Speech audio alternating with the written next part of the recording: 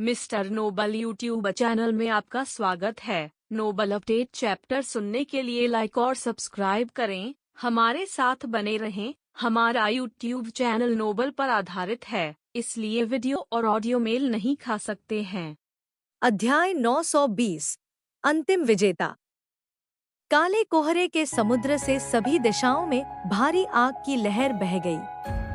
आग की लहर द्वारा बनाई गई अवशेष लहरों ने घाटी के 1000 मीटर के भीतर पेड़ों को कश ध्वनि का उत्सर्जन करने के लिए प्रेरित किया, क्योंकि वे राख में बदल गए थे।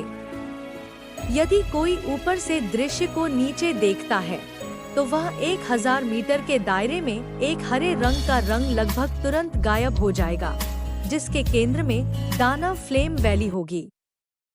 यहाँ तक कि 1000 मीटर से अधिक दूर जंगल एक मुरझाए पीले रंग में बदल गया था। जाहिर है, आग की लहर के भीतर निहित उच्च तापमान ने इस क्षेत्र के भीतर सभी नमी को वाष्पीकृत कर दिया था। अग्निकमल की शक्ति यह भयावह थी। इस समय दानव लौ घाटी पूरी तरह से अराजकता में थी।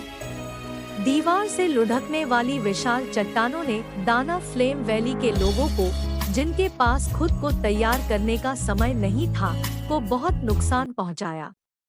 कुछ चुस्त विशेषज्ञों के लिए यह अभी भी ठीक था। वे अभी भी अपनी गति से इस महान आपदा को चकमा देने में सक्षम थे। हालांकि जो लोग धीमे थे उन्हें एक विशाल चट्टान खंडहर में दफनाया गया था।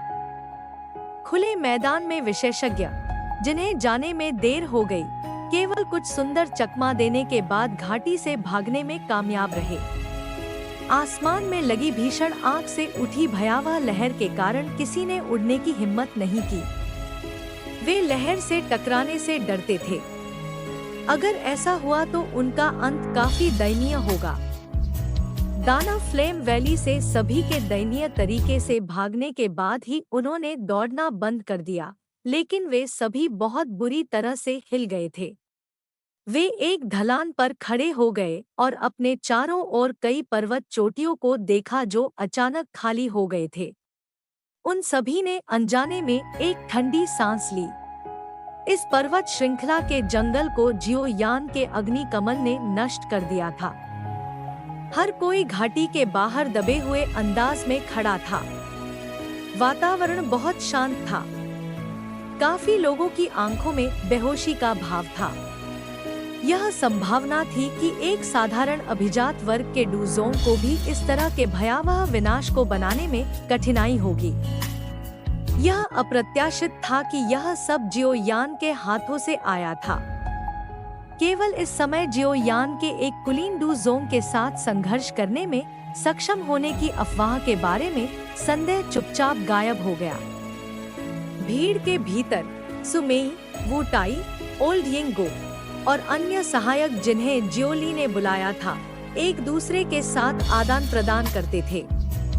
वे एक ऐसा झटका देख सकते थे जिसे दूसरे पक्ष की आंखों में छिपाना मुश्किल था। यह पहली बार नहीं था जब उन्होंने जियोयान की अग्निकमल डू तकनीक देखी थी। जब वे जियामा साम्राज्य में उसका पीछा कर रहे थे तो जियोयान ने इसे एक बार मिस्टी क्लाउड संप्रदाय के खिलाफ प्रदर्शित किया था। हालांकि तब ताकत अब की तुलना में बहुत कमजोर थी। जाहिर है, जियोयान के स्तर में वृद्धि के बाद इस अग्निकमल डू तकनीक की ताकत बहुत तेजी से बढ़ी थी। इस कौशल की ताकत यह भयावह है कि केवल 6 सितारा डोहुआंग ताकत। जब वह डूजोंग वर्ग में पहुंचता है तो संभावना है कि उसके लिए डूजोंग वर्ग के भीतर एक प्रतिद्वंद्वी को ढूंढना मुश्किल होगा। इस व्यक्ति की विकास क्षमता वास्तव में बहुत भयावह है। किसी को उसका शत्रु नहीं होना चाहिए। यह विचार प्रकट हुआ और इस समय सुमेई के समूह के दिलों में बना रहा। जियोयान के साथ उनकी एक प्रकार की दोस्ती थी और वे उसके बारे में थोड़ा जानते भी थे। इस युवा व्यक्ति ने इन वर्षों के दौरान काफी दुश्मन बनाए थे। हालांकि इनमें से कई विरोधी उससे कहीं अधिक मजबूत थे, फिर भी वह अंत तक बने रहने में सक्षम था। इसके अलावा एकमात्र व्यक्ति जो लड़ाई के दौरान मजबूत हुआ वह अकेला था। यहाँ तक कि हान फेंग, जिन्हें कभी ब्लैक कॉर्नर क्षेत्र का पिल सम्राट माना जाता था, ने इतनी लंबी लड़ाई के दौरान गिरावट आई थी। आज वह इस जगह पर पूरी तरह से पल्ली भी कर सकता है। हालांकि हर कोई जानता था कि हान फेंग एक कुलीन डू जोंग था। अग्नि कमल के आतंक का अनुभव करने के बाद उनके दिल धीरे धीरे जियो यान के पक्ष में झुक गए। इस आदमी का अग्नि कमल वास्तव में मजबूत है। जियोली ने चारों ओर देखा। उसने 1000 मीटर लाल रंग की जमीन देखी और अनजाने में अपना सिर हिला दिया। उसने आह भरी और हंसा। उनके आसपास के ब्लैक कॉर्नर क्षेत्र के गुटों के विशेषज्ञों और नेताओं का सदमा और डर सब उनकी आंखों में कैद था। उसके हृदय में एक धार जैसा अभिमान चुपचाप उमड़ पड़ा। ब्लैक कॉर्नर क्षेत्र के विद्रोही विशेषज्ञों को तब तक डराने में सक्षम होना जब तक कि वे विनम्र न हो, निश्चित रूप से वह नहीं था जो एक साधारण विशेषज्ञ हासिल कर सकता था। फिर भी उनके तीसरे भाई जियो यान ने ऐसा किया था।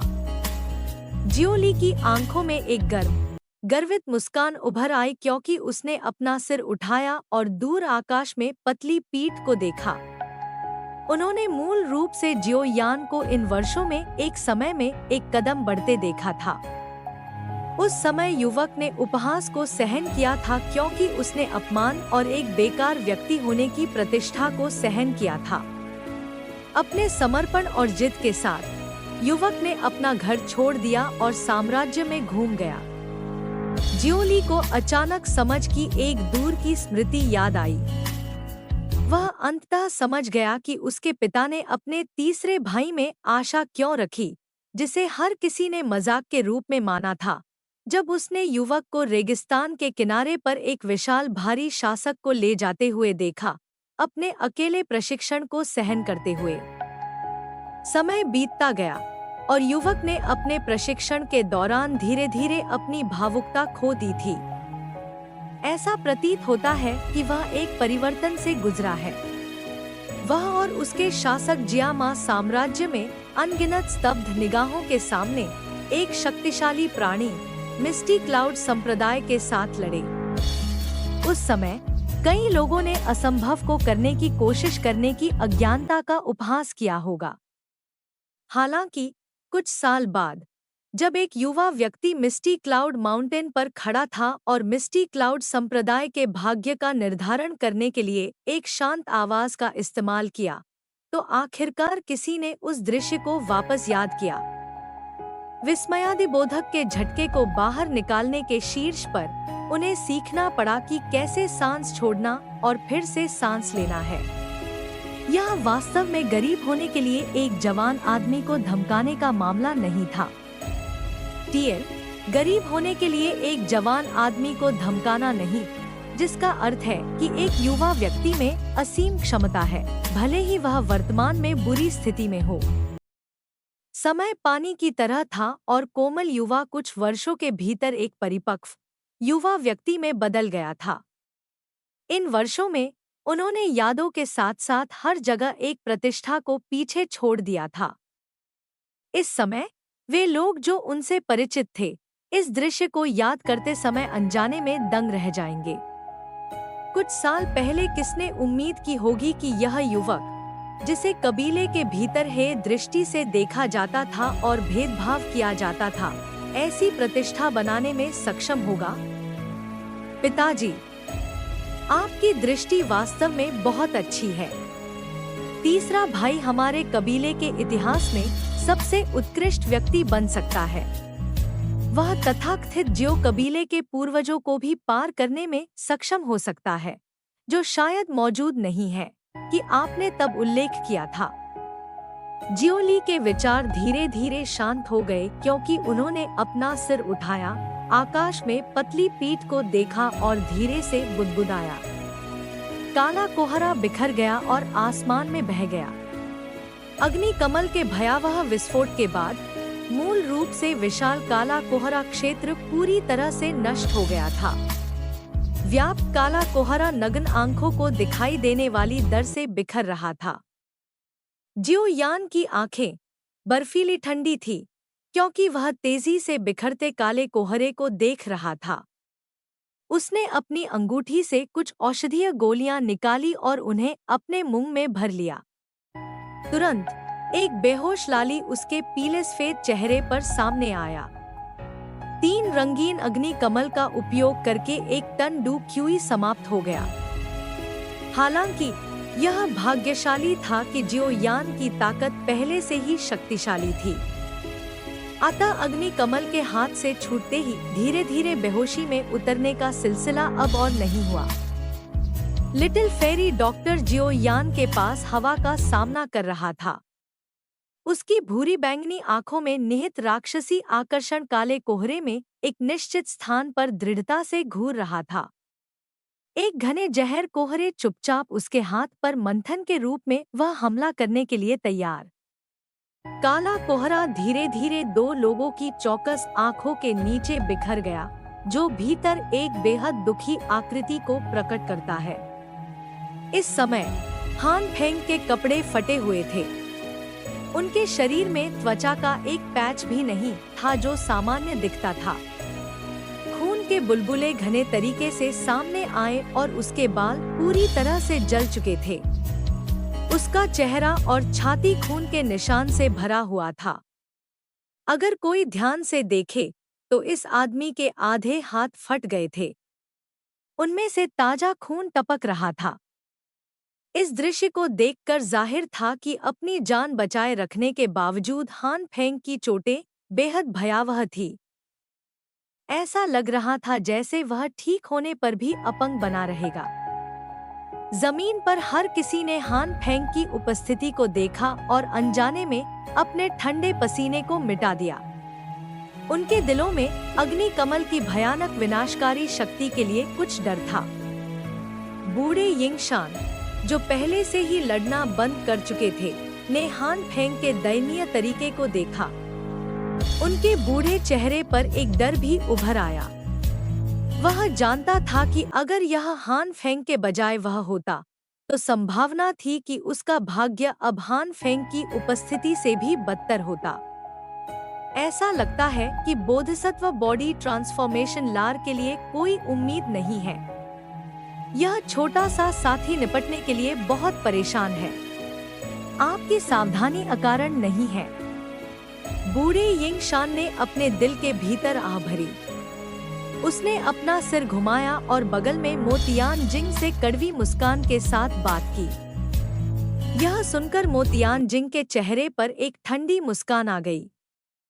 उन्होंने मंदमंद स्वर में कहा, जो मैं जानता हूँ, उसके अनुसार यह अग्नि कमल अभी भी उनका सबसे मजबूत तुरूप का पत्ता नहीं है।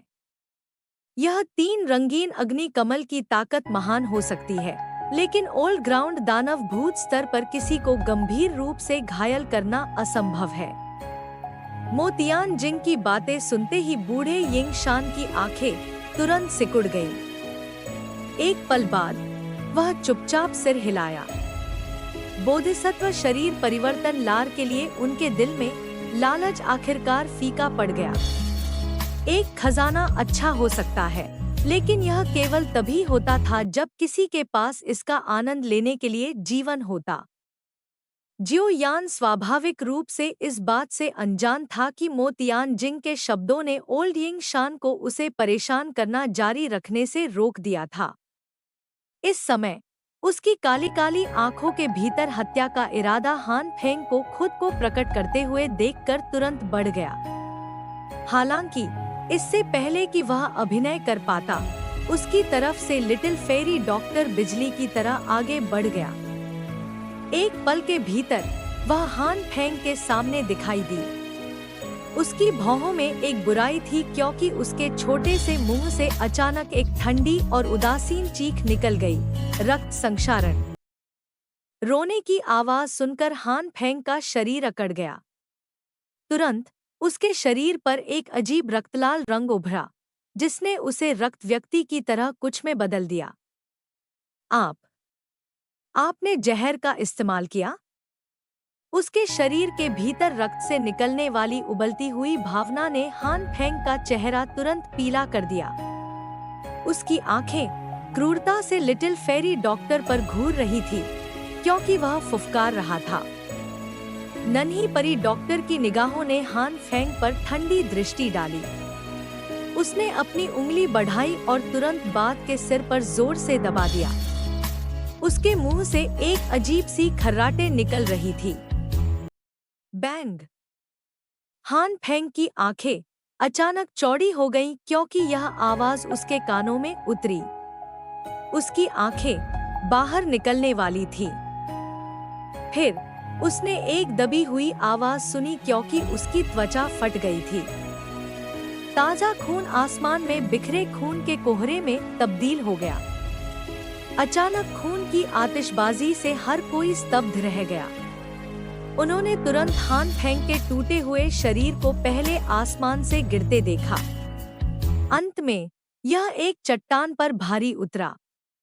एक स्नैप ध्वनि दिखाई दी और यहाँ तक कि उसकी हड्डियां भी इस समय अलग हो गईं। दुनिया पूरी तरह से चुप हो गई थी, क्योंकि हर कोई सड़े हुए मांस के ढेर को घूर रहा था। किसी को उम्मीद नहीं थी कि हान फेंग, जिन्होंने सिर्फ एक घंटे पहले भव्य योजनाएं बनाई थी, इस समय ऐसे अंत तक गिर गया। जबकि हर कोई फुफकार रहा था, उनमें से किसी ने भी आध्यात्मिक शक्ति का एक धागा चुपचाप खूनी मांस के ढेर से बाहर निकलने को महसूस नहीं किया। यह जमीन में घुस गया और तेजी से भाग गया। बैंग! जब आध्यात्मिक शक्ति का धागा भागने वाला था, अचानक आकाश से एक काली आकृति गिर गई। एक मुट्ठी हिंसक रूप से जमीन में धंस गई और उसे वापस ले लिया गया। एक आध्यात्मिक शक्ति अपने हाथ में अपनी सारी ताकत के साथ संघर्ष कर रही थी। हान फेंग का वहशी और शातिर चेहरा उसमें फीका पड़ गया। सीनियर, यदि आप अभी चले गए, तो आप उस बड़े उपहार के योग्य कैसे होंगे जो मैंने आपको दिया है? जियो यान अपने हाथ में आध्यात्मिक शक्ति को देखते हुए थोड़ा मुस्कुराया। हालांकि उसकी मुस्कान में ब्लेड जैसी हत्या का इरादा था। यदि आपको कोई त्रुटि मिलती है, टूटी हुई लिंक, गैरमानक सामग्री आदि, तो कृपया हमें बताएं, ताकि हम इसे जल्द से जल्द ठीक कर सकें।